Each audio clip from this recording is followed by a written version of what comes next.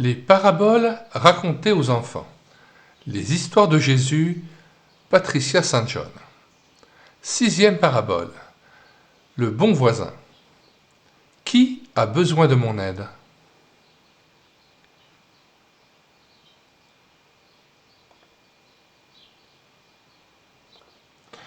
Un jour, Jésus parlait à ses disciples de l'amour de Dieu et de son voisin. Un homme dans la foule se leva et demanda « Qui est mon voisin ?»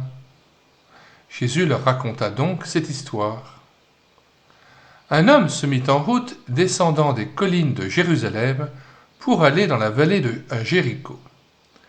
C'était une route isolée dans la colline qui serpentait entre les rochers derrière lesquels se cachaient des voleurs, ce qui rendait cette route dangereuse.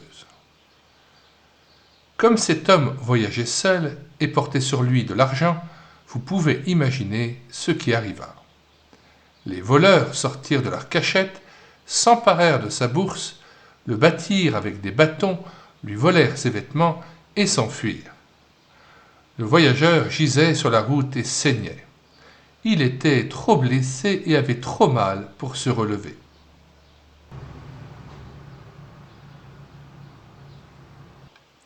« Au secours! Au secours !» cria-t-il. Mais c'était une petite route de campagne très isolée et personne ne l'entendit. Enfin, il entendit des pas sur la route. « Au secours !» cria-t-il. « S'il vous plaît, aidez-moi !» L'homme qui descendait la route était bien habillé. Il regarda le pauvre homme étendu par terre et remarqua le sang qu'il perdait. « Si je m'arrête pour aider ce pauvre homme, se dit-il, je risque de salir mon joli manteau. » Alors, il fit semblant de ne rien voir et s'empressa de passer. « Je vais mourir, pensa le voyageur. Mais, écoutez, d'autres pas se firent entendre sur la route. Le voyageur se sentait très fatigué et faible, mais il réussit à crier « Au secours! Au secours !» L'homme qui arrivait était pressé.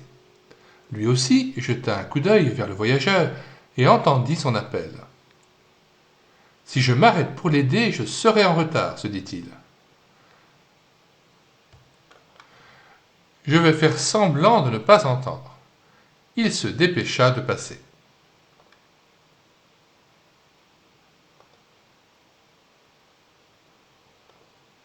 « Je vais sûrement mourir, pensa le pauvre voyageur, et tout le monde s'en moque. » Il souffrait beaucoup et avait très soif, et il faisait de plus en plus chaud.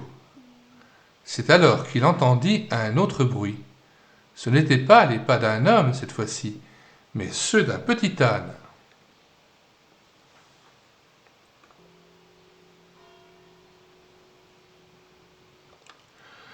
Le voyageur était à présent trop faible pour crier. Il murmura simplement « Au secours! Oh, s'il vous plaît, venez m'aider !» L'homme sur son âne entendit la faible voix. Il était étranger dans cette région. Il regarda le voyageur qui était étendu sur la route, puis se précipita vers lui et s'agenouilla à côté de lui. « Pauvre homme, dit-il, je vais essayer de vous aider. » Il descendit son sac qui était sur le dos de l'âne, où se trouvaient des médicaments, des bandages et de la boisson. Il pansa avec beaucoup de délicatesse les blessures du voyageur et le fit doucement monter sur son âne. L'étranger marchait en soutenant le voyageur sur l'âne. En descendant, on arrivait à une petite auberge. Ils avançaient très lentement, mais finirent par y arriver. L'aubergiste sortit précipitamment à leur rencontre, et lui et l'étranger aidèrent le pauvre voyageur à se mettre au lit. Bien sûr, il n'avait pas d'argent puisqu'on lui avait tout volé. « Cela n'a pas d'importance, dit l'étranger à l'aubergiste. Voici de l'argent. Demain, il me faudra poursuivre ma route, mais prenez soin de cet homme jusqu'à ce qu'il aille mieux. Quand je serai de retour, je paierai tout. » « Lequel de ces 3 hommes a aidé le voyageur ?» demanda Jésus. Le troisième, répondit l'homme qui lui avait posé la question. C'est juste, dit Jésus. Va et fais comme lui. Ton voisin est celui qui a besoin de ton amour et de ton aide. Je vous propose de prier et de nous approcher du trône de la grâce pour apprendre à avoir ces entrailles de miséricorde selon Christ. Seigneur Jésus, ouvre-nous les yeux, ouvre nos oreilles aux besoins d'autrui, à voir qui est notre prochain, quel est son besoin, et comment apporter cette aide dont il a besoin. Donne-nous aussi de rentrer dans tes œuvres préparées d'avance, que nous soyons malléables entre tes mains et que nous laissions guider par toi dans les œuvres et les paroles de chaque jour. C'est toi aussi qui nous revêts de bonnes œuvres, qui sont ce fin lin éclatant et pur qui nous revêtent pour l'éternité, ces bonnes œuvres qui nous suivent jusque dans le delà. Veuille grandir dans nos cœurs et répandre ton Esprit Saint, et avec ton Esprit Saint ta charité, afin que des fleuves d'eau vive puissent jaillir de nos seins et aussi puissent désaltérer ceux qui sont autour de nous. Amen. La prochaine parabole que nous prendrons en charge portera sur les disciples inquiets. Pourquoi s'inquiéter ?